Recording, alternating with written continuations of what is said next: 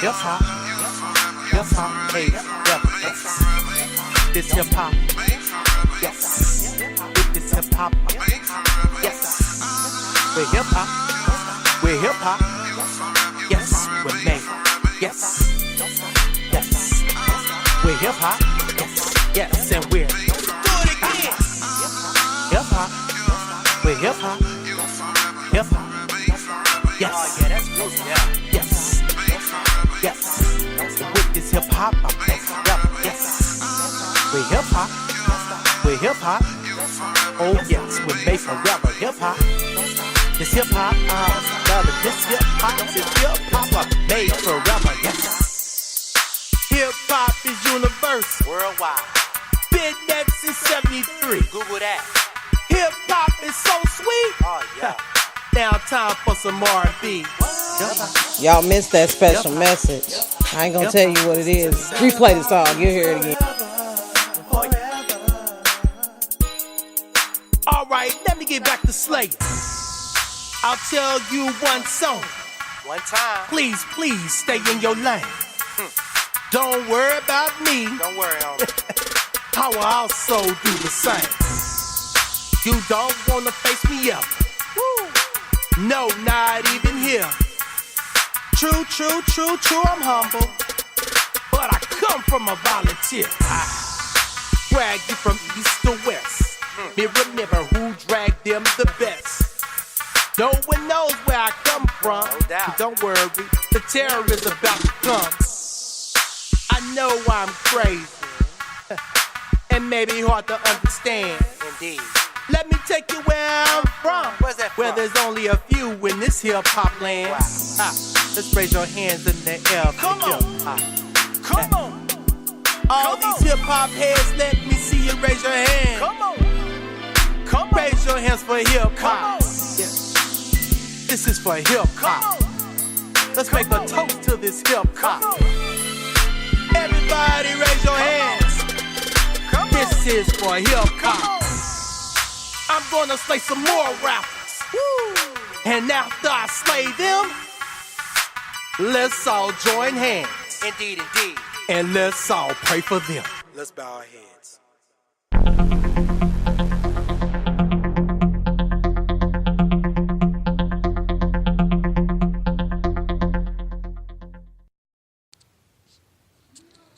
Yes, quote for the day, State Power versus Money Power, posted by Orrin Woodward on February 15th, 2016. In today's capitalistic society, money is power. The more money a person has, the more choices and resources available. Initially, money was simply the most marketable commodity within society. If Tom raised chickens and had extra eggs, he sought to barter the eggs for another item he desired. Mary, for instance, may have wanted to purchase eggs, but Tom didn't need the woman's bracelet she offered in return. Barter of commodities, then, required both parties to want the other person's items and in a quantity that made the trade possible. This, however, was not normally the case, which made the exchange of goods a laborious process of seeking someone who desired the item you offered in exchange and vice versa.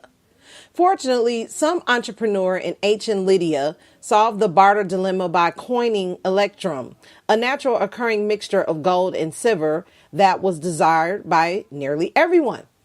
This changed the bartering process forever. Now, even though Tom didn't want Mary's bracelet, she could still get eggs for breakfast. How?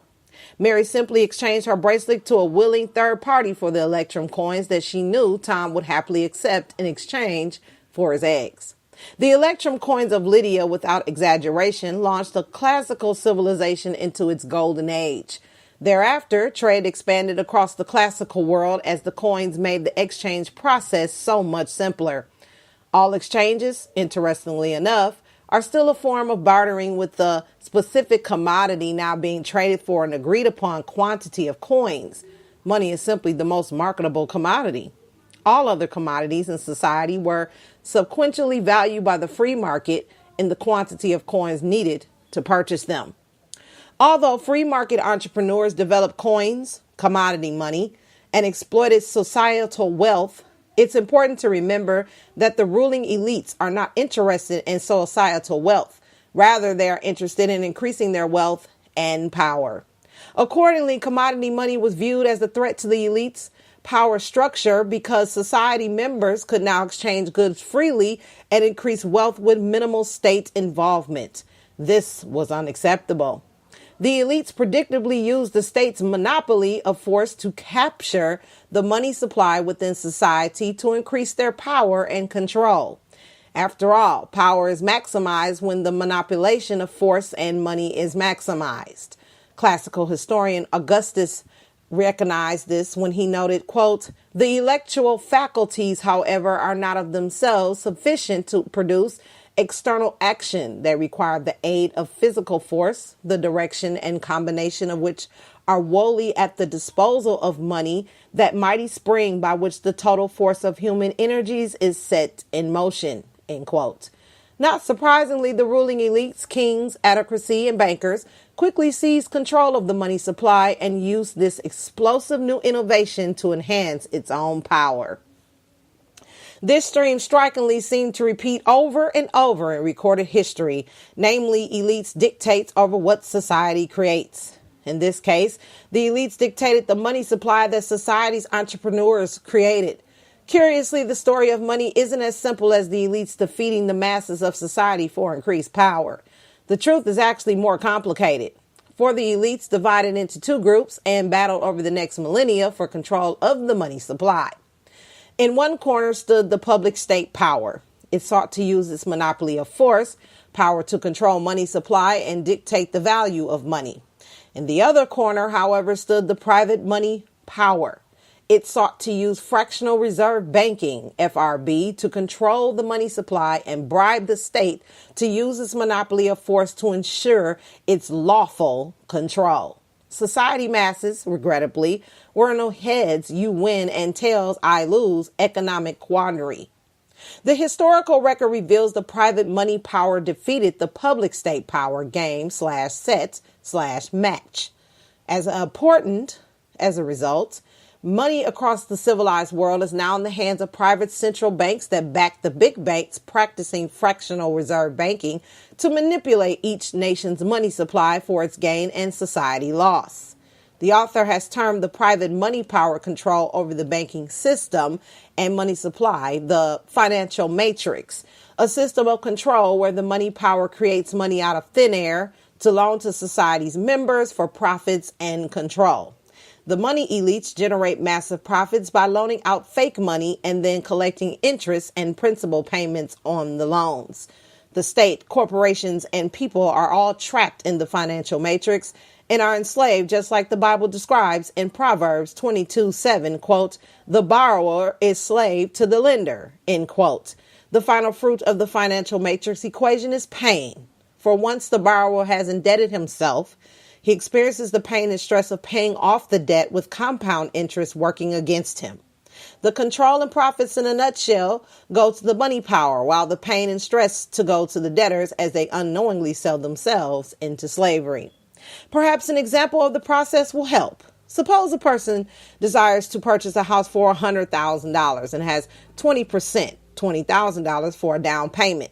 The bank does not have to use its existing deposits, but rather merely creates a mortgage loan for the $80,000, not including other closing costs, to be paid back monthly with interest. If the person pays monthly for the next 30 years at 6% interest rate, he will end up paying nearly twice as much for the house as it was its actual worth.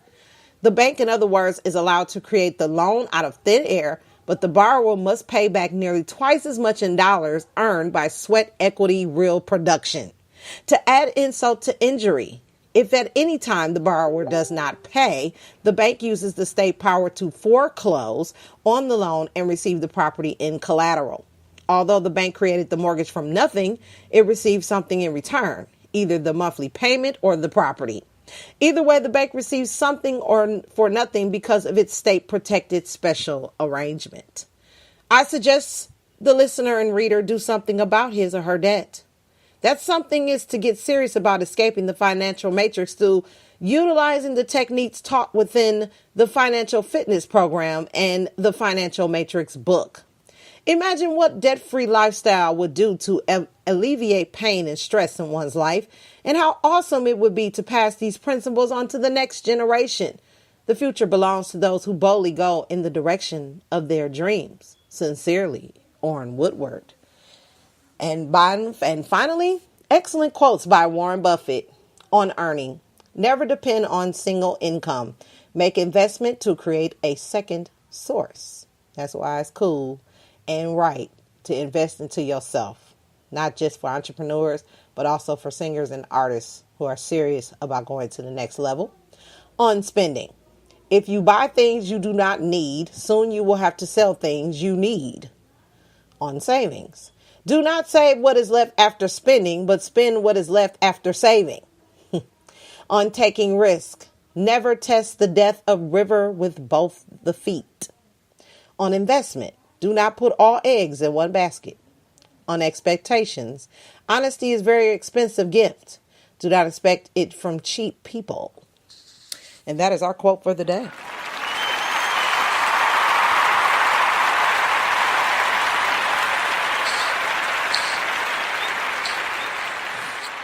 So that's really all I had to say. Good afternoon, morning, and evening. And I will see you soon. Peace. We are now transferring you to a customer care rep. Please hold the line and we will answer your call as soon as possible. Thank you for choosing us. By the way, to ensure you're getting great service, your call may be recorded or monitored.